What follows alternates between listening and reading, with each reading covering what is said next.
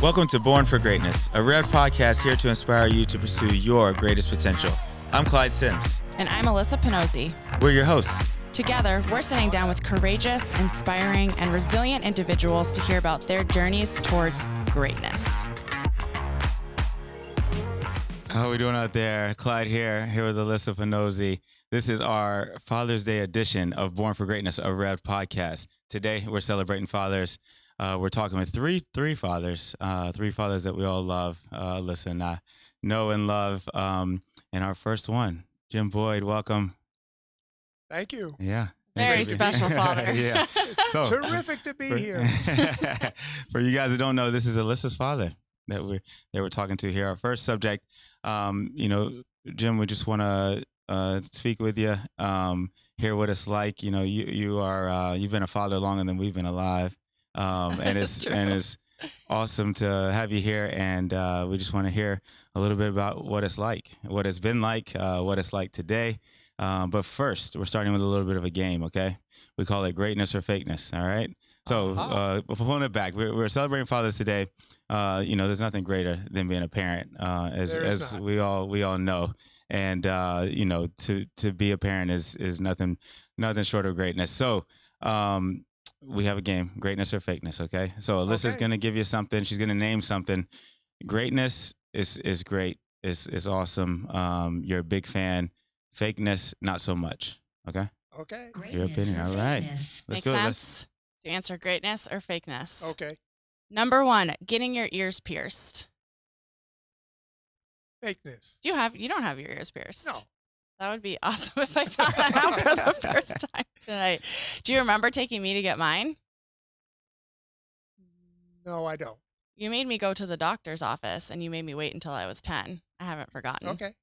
Would you do it for a movie role? Ooh, good question. Would I do it for a movie role? Mm-hmm. Have my ears pierced? Yeah. I don't think so. Your dream role? I haven't dreamt of a role where I need to have my ears pierced. All right. Okay, next up, tutus. Tutus. Well, considering my granddaughter loves them, greatness. Good answer. Perfect answer. Number 3, coaching girls' sports. Greatness. Obviously, greatness. What's your favorite one to coach? Probably soccer. And the reason I say that is because I coached soccer and knew absolutely nothing about the game. I learned an awful lot about soccer and about kids and about swarm soccer but obviously I have a passion for basketball. Okay. Yeah. And was what I found most confusing was trying to teach 10-year-olds how to play baseball. Mm-hmm.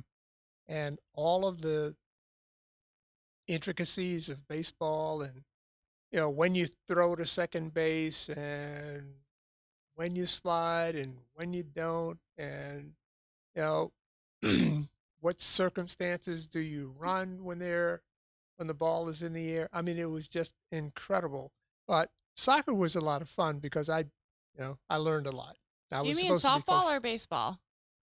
Same thing, only different. Okay, I don't remember you ever coaching baseball, so I was wondering if I missed something. Well, softball basically has the same kind of rules. It does. As very baseball. Similar. But it's very, very confusing. It is. Okay. All right. Next up, photo albums. In person versus online. I'm not sure that I understand the difference. But at any rate, photo albums, greatness. I would assume you would probably say greatness. You're very good at making those. Golf. Golf. Fakeness. Really? Fakeness. Elaborate. Fakeness. Well, I think that whoever it was that designed golf said, let's take all of the athletes in the world and give them a game that is totally unnatural for them to play. Yeah. Okay. So I had this conversation recently. I argue that it is an athletic sport. Okay. Because of the precision and just the swinging that club and being able to hit the ball, the tiny ball, that far and with the precision that they do, I think it takes a lot of strength in a different way. Okay. Yeah. So would you call Tom Brady an athlete? Tom Brady? Yeah. Sure. Yeah. So like he can't really move, like Okay. side to side, but his precision with throwing the ball, I Yeah. feel like that relates. I mean, I feel like it's Clyde, your logic sometimes. that's I'm my not sure. argument. All right. Okay. I'm not going to argue with you. It's just that most things that I try to do using my natural talent, I can accomplish. Yes. But what I can't accomplish is hitting a golf ball and making it go where I want it to go. Yeah. I'm with you on And that. I think it's only because of the fact that, first of all, when you hold a baseball bat, you have a natural grip on the baseball bat. Yeah. And you can be successful in hitting a ball that's coming at you and it's moving in the air. Why is it that you have a golf ball that's sitting on the ground, it's not going anywhere, Yeah. and people swing at a golf ball and miss it? Yeah. Yeah. You're not Right? you're not wrong. Not wrong. But it takes some athleticism and some precision in order to hit it, and not only hit it, but hit it so that it goes where you want it to go. But I just tend to think that you have to untrain all of the natural abilities that you have, that you've learned throughout life, to do things athletically in order to be successful at golf. But since I'm not successful at it, Fakeness. Fakeness. Yeah. That's I allowed. like that. That's Okay. allowed. All right, next up, the NBA in 2021. So the way that the NBA is today. the National Basketball Association. Correct. I have to say greatness. I think they're doing the best they can. Yeah. Yeah. That's It's different. Would you agree the game's changed?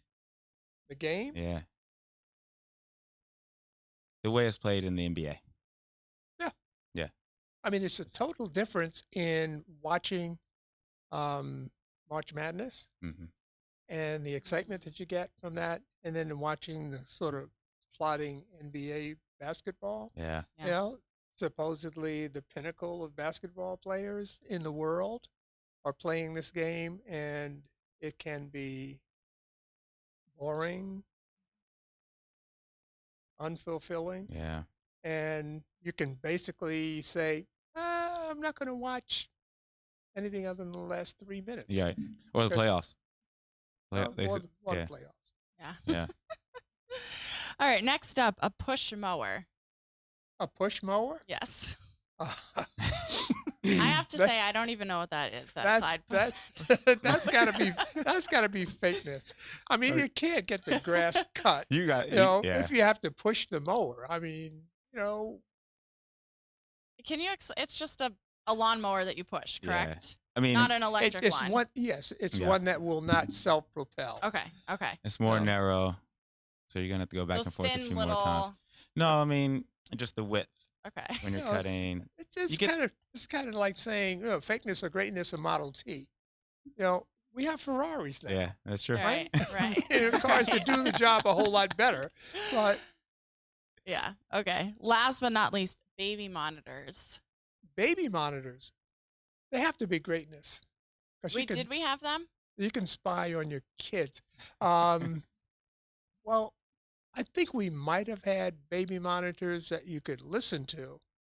I don't know that we had baby monitors that you could actually spy on your kids and watch whatever they're doing. Yeah. Interesting. Like our granddaughter who likes to get in the crib and then, oh, what's going on outside? So she goes to the window and she opens up the curtains and she's looking outside and fooling around, Something trying to else. figure out, and then just lies down and goes to sleep. Beautiful. Thank you. That's greatness or fakeness for you. All right. So let's get into the questions. tried. We got to get to know Jim Boyd. So as now we get serious. yeah, we get serious. We get serious. First, can you let the people know how many kids you have, the ages, the names, please? Okay. I have 3 terrific daughters. Erica, my oldest daughter. Do I have to give her age? We're quizzing. We're putting you on the spot. Okay. Is I it- mean, I know I how have old it. she is. I have. I don't know if she wants me to publicly okay, say she's okay. 50, but She's proud. Okay. So Alyssa, now Alyssa just turned 34, reaching for 35, and Olivia is about to hit 31. all right, it's pretty good. You studied. I wouldn't say I just turned 34. I would say I mean, pretty close to 35. Okay. That's okay. You did a great job. All right, we're gonna start with the easy one. The greatest part of being a dad. There's so many great things about being a dad, but I think you have to say it's watching your kids grow and develop and become strong, powerful, successful. Hmm. That for me is, the greatest joy. Yeah. You know, 'cause it's in some ways, it's like patting myself on the back, saying, "Oh, I did something right." Yeah. No, Thank goodness, absolutely, absolutely. I mean, did you have any siblings growing up? Yeah. What did you have? Two brothers and a sister. And a sister. So you had a Yeah. sister. Okay. Yeah. Okay. Yeah. I grew up with two sisters, so I feel like I kind of I want a daughter for sure. Mhm. And I feel like having that is kind of an advantage, right? You kind of you like to think you understand. Well, my sister was oldest, Okay. and so it was kind of like a second mom. Oh, okay. Okay. So when you had issues with mom, you Yeah. could talk to your sister about them. And that wasn't the reason that I wanted daughters. First of all, you don't have any choice. No, you don't. Very true. You get what you get. Yeah. Yep. And you can't be disappointed. I mean, that's just folly. Yeah. To be disappointed. Because wait a minute, I wanted a such and such, and I got this. Yeah. Hey, it's no return policy on your kids. Yeah. But it's just a great joy. Yeah. Yeah. And particularly the fact that my kids are all daughters is just icing on the cake. Yeah. Yeah. That's great. That's great to hear. All right. So the hardest part of being a dad. Well, the hardest part of being a dad is seeing your kids somehow upset about something.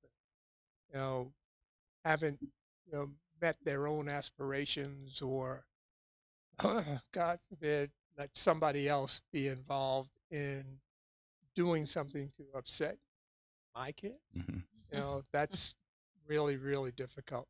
But you don't want to see them hurt. You don't want to see them cry. You don't want to see them upset. You know, it's almost like, you think, the biggest job that you have is to bring these, once these kids are brought into the world, it's a huge responsibility. Your life changes totally, Mhm. The moment that child is born. Yeah. And it's a responsibility that you have as long as you live, or as long as the child lives, and you hope it's as long as you live, Hmm. because no parent ever wants to bury a child. But it's just, you don't want to see your kids upset. You don't want to see them hurt. You don't want to see them disappointed, because more often than not, it means that they're disappointed with something that they've done. And as I said, I mean, God forbid, should they be disappointed because of something that somebody else has done, Yeah. perhaps to them, and then it's, Yeah. you find out how nice, quiet, pleasant people can be anything but. Yeah. Yeah. Was there ever let's see, I guess like a moment that you remember that was like that sticks out, that was like the toughest moment that you went through being a father? I mean, to the kids. Um, individually, um, you know, there was a time in my life. Um, I've been married twice, once successfully, and I have, one of my daughters was born in, as I used to say, my other life. And it was very difficult going through the divorce Mhm. and all that meant to me emotionally, and the impact that it had on my daughter was just devastating. I mean, that was one of those situations where I saw her being very upset, mainly because of something that I did, Mhm. something I played a big role in, and that was very difficult for her and very difficult for me. How old was she at that time? 10. 10. Okay, yeah, yeah. So I've been going through the same thing. My kid's a lot younger, so Hmm. I can tell he knows what's going on, Yeah. but much different being 10, and I can imagine Oh, how she. kids are resilient. They are, You Yeah. know, they are, whether they're yeah, 10 or 15 or 2 or you know, it it all depends upon how you deal with the situation, um, and how both of you. If you're getting separated from someone, I mean, it's you all have to work in the interest of the child, yeah.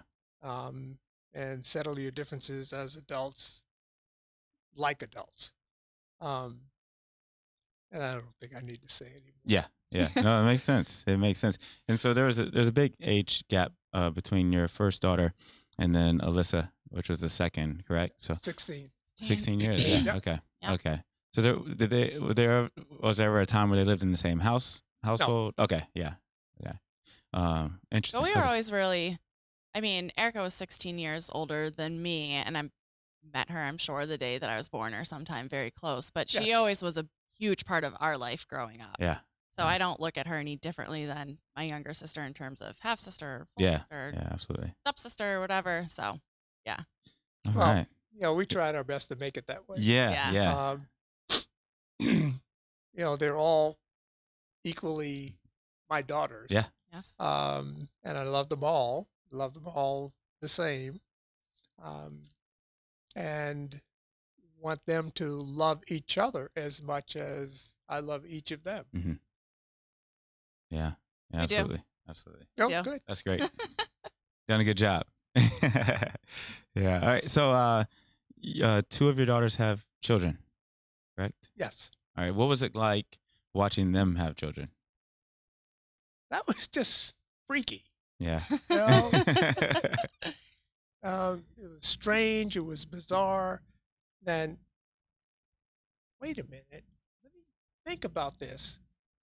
So, Erica, who was 6 something pounds at one point, uh, how did she get to the point where she's an adult and has a child? You know, and does she understand what it's going to be like? You know, um, the way I described it was when Erica was born, Erica's mom and I, 2 adults, walked into a building. And then when we came out, there were 3 people. Yeah. And the same thing happened again with Linda and me and Alyssa. Uh-huh. 2 of us went into a building, and a couple of days later it came out there were 3 of us, and the same thing happened with Olivia.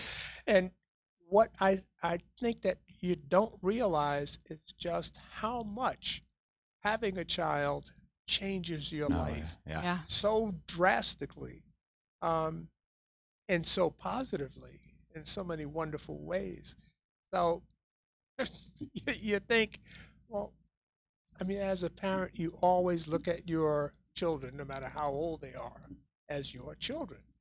So how does this child of mine now have a child of her own? Hmm. And, that's happened to me twice. And if I'm lucky, it'll happen again Yeah. and We hope again so. and Yeah. again. But Yeah. Yeah. So you mentioned going in as 2, yeah, coming out as 3, right? So following your career or knowing a lot about your career and even what you still pursue now, it seemed like you really followed your dreams. Correct me if I'm wrong. You had an awesome gig. If you want to Yeah. tell everyone what a lot of people might recognize you now that they're watching this on film, but can you tell everyone what you did during your career? Um, for the most part, I was a newscaster and reporter at WCVB which is an ABC affiliate in Boston, one of the top stations in the country. And, Boston is still within the top 10 markets in the country. So, I was a news anchor and a news reporter for almost 37 years in, Awesome. in Boston. Yeah, And yeah, that was just enormous. yeah, yeah. So I felt very privileged and very fortunate to, have the kind of job where, it wasn't a job, it was a passion. I yeah, could look forward to getting up every day and going to work and, being the eyes and the ears of the public and finding out things that most people had no knowledge hmm of before I found them out, and was able to sit there with this huge megaphone and just tell, maybe anywhere from 30,000 to 350,000 people that were watching the station that I was on, yeah, you know, let them know what happened in their worlds. Um, and I particularly appreciated the fact that much of my career I did what we call the eye-opener news. hmm That was on then as early as 5:30. Now it's on as early as 4 o'clock. I feel for the people that have to get up and put on a That's newscast early. at 4 Yeah. o'clock in the morning, but um, I think it's a worthwhile pursuit. But particularly having, the early morning assignment, the nice thing was that most people woke up and found out what I had found out overnight, Yeah, you yeah. know, and so it was actually really the eyes and the ears of. So can you take us through that timing? How were you doing that before? Let's see, like when did you start that gig or that job, and then where did the kids come in into Okay. play there? Yeah. Well, I started working in television in the early 1960s, Cool. and was married the first time in the late 1960s and had a child in 1970. Okay.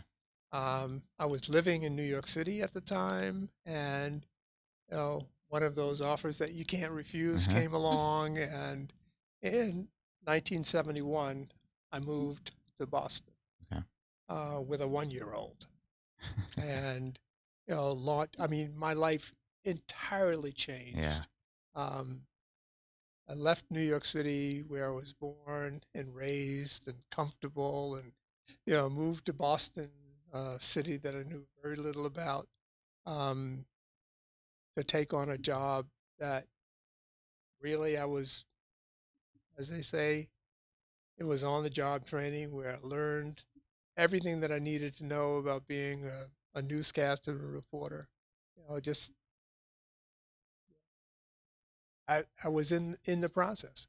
And also I was learning everything that you needed to learn and to know about being a parent. hmm Um, so it was a huge challenge, but it was, again, really nice to be able to be a part of watching this child grow and develop while I was still in so many ways, you know, being raised and brought up Yeah. and developed and, going to a different form of adulthood.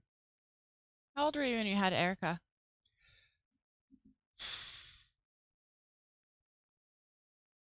28. Oh, wow. Not something I've ever thought of before. Yeah. Yeah. So I think Young dad. I think I have to do the arithmetic. yeah, but- I'm Yeah. doing it in my head right Yeah, now. I so- think That it's- yeah. That sounds about right. Yeah. Mhm. So I mean that's very admirable. I think that's a thing that a lot of parents struggle with. Is following their dreams and their passions Yeah. while raising kids and yeah. I mean, how'd you balance it all?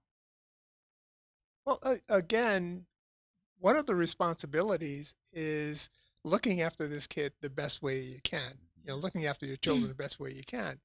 And it's nice when you can do that in concert with looking after yourself, um, and fulfilling your own dreams and aspirations. Um, it's tough tough being a parent, particularly in today's world, Hmm. where so much depends upon what you're able to give the kids, not only emotionally and psychologically and physically, but economically.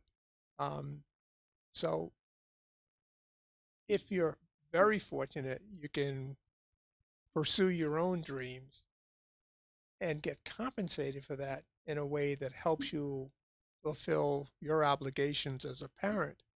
And then you be able to make sure that your kids are brought up in a way where they're secure. Um, I mean, let's talk about the basics. You're fortunate if you can bring up your kids so that they're food secure, Hmm. Yeah. so that they're educationally secure, if their safety is insured. Um, and these things are not given. I mean, I can recall some circumstances where shooting was going on outside the apartment building that I lived in. And when I first came to Boston, I was living in a suburb of Boston and I couldn't sleep. And I tried to figure out why, because it was too quiet. Hmm. You know, Oh, yeah. Yeah. there, you didn't hear sirens. Yeah. You didn't hear, the wail of sirens and police cars and fire engines and people yelling and screaming and cars honking. I mean, that's what life was like in what I used to call the asphalt jungle, New York City. Yeah. Yeah. It was always noisy. Yeah. And so I got to a more calm and peaceful place like, suburban Boston.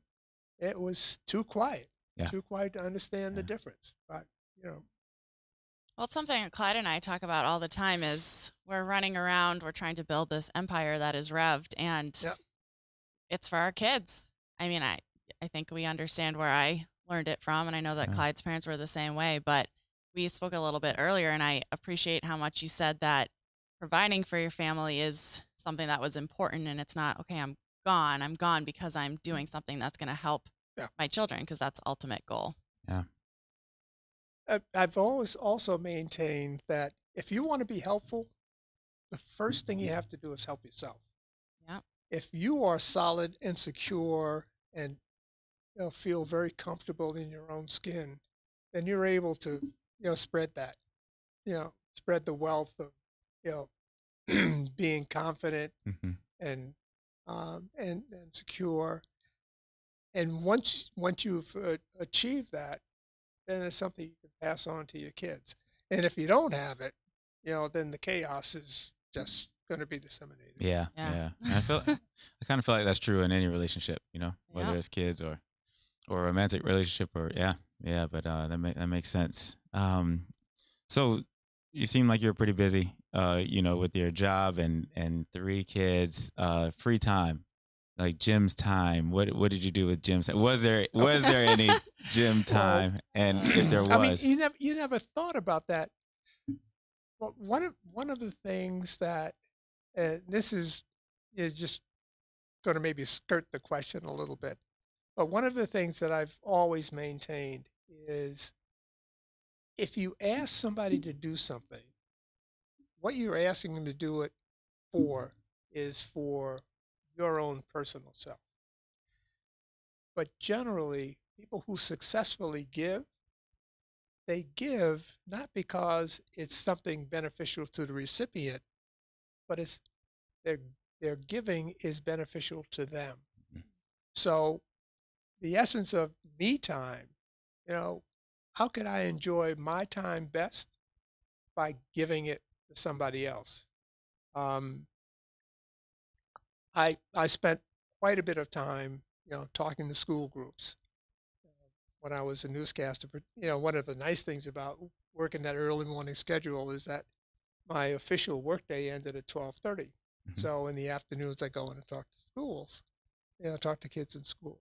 And one of the things that I would try to make them understand is that the most important person in the room is not me, but the most important people in the room were the kids, Mhm.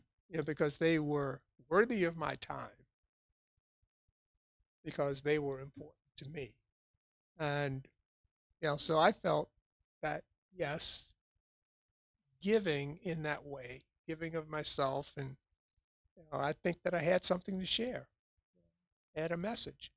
It wasn't anything different than they sat and listened to every day that a teacher would walk into the room and try and give them guidance on how to be better people. But somehow or another, this guy who wears a suit and shirt and tie and is on television every day, is more important for me to listen to. Now, it's important that I talk to you, Mhm. because I think that maybe something that I have to say can benefit you. And sharing of myself is just the way that makes me feel better. That's Mm, knowledge. yeah. Thank you for that, Jim. I got one more question. So, your family has grown. Um, we both were there when Alyssa got married. And now you have, what was it like? You've seen two of them get married, right? Yep. Yep. So what was it like? I don't know the best way to say this. Walking them down the aisle, basically, and Yeah. in a lack for better, words, is giving them away. What was it like? What was your emotion, your feelings, with that? Well, it has to come along with a little bit of concern that this child who you love and adore and have spent, the better part of their lifetime, getting nurtured by you, and, you're just pouring all kinds of love and devotion into that child. Um, the expression "giving them away" is just, Well, that's Yeah. probably outdated. I mean, that's Yeah. that's like a throwback. I mean, Yeah. that's coming from the way back, and you don't possess your children any more than you can possess any other Hmm. individual. They got rid of that slavery stuff way Yeah. back when, uh, so people don't own other people. Uh, so it's just a part of you that now has gained another family member. So you picked up a son-in-law or two. I have two married daughters, um, but you can only hope that they see in your daughter what you've seen in your daughter, which they are just enormous people with great potential, and that they will love and honor and be devoted to them the way that you have. Yeah. And you develop relationships with both the husbands. Sort of, kind of, Yeah. yes. Well, I mean, it's much easier to develop a relationship, based on proximity. Mhm. So Alyssa's husband is 45 minutes away. Erica's husband, first of all, when they were initially married, was living in New Jersey, That's right. um, and then moved to the western part of Oh, okay. Massachusetts. So it's, you you throw on top of all of that this COVID stuff, and yes, so I've had a much less close relationship with Paul, Hmm. Hmm. my son-in-law, in Erica's marriage than Mike, who's Alyssa's husband. Yeah. Yeah. Um, but trying my best. Yeah. Yeah. No, I hear you. So I think I you're hear you. succeeding Yeah. with both of Yeah. them. Very much so. Very much so. So I've known two of your daughters, and yeah, I mean, it comes from somewhere, so and you can tell me they're how also fortunate I am, right? You know? that, and now we see Uh, how fortunate they are, you've for you've sure. only seen Erica on a couple of occasions, but Yes. Yeah. I mean, I'm a boring dad. Somebody asks me about my kids, and all I do is I just brag about them. Yeah. You Yeah. That's what know, you're supposed to do. uh, I understand oh, it now. Yeah, yes, you can talk about us all you want. no, Yeah. man, I just love to talk about you guys, and I feel blessed and fortunate, that I can talk about you positively. I mean, you just make me so proud every day. I That's hope. great. Yeah. So Jim, any advice for a father of daughters? any advice for father or daughters? Probably the best advice that I can give is, treat them with respect. Try your best to understand them, and just be there for them no matter what. Yeah. Be there to congratulate them when they have something worth congratulating. Be there as, a shoulder to cry on if they need to cry about something, and just be supportive,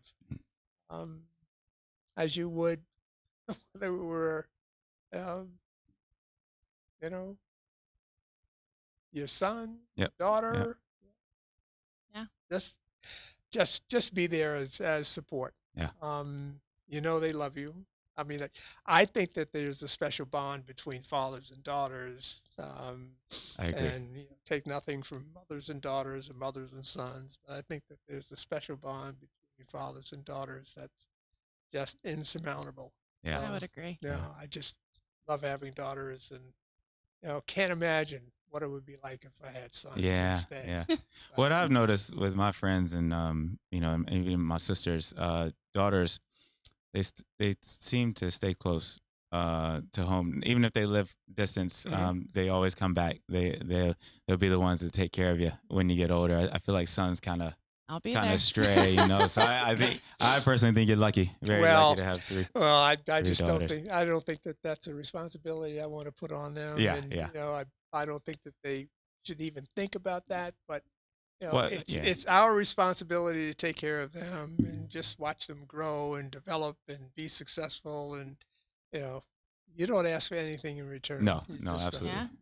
Absolutely. Well, Jim, thank you so much for being here with us Thank and you. the knowledge. And we want to celebrate you today on Father's Day. And it's great having you. Thank you. Well, it's great being here. All Best right. dad. Thank you. Best Well, dad. Jim Boyd, everyone. Thank you again. And we'll see you next time. Okay. All right. This podcast is brought to you by Rev'd Indoor Cycling, whose mission is to provide affordable and inclusive experiences for all to discover their greatest potential. For more information about Rev'd, please visit the website revdindoorcycling.com.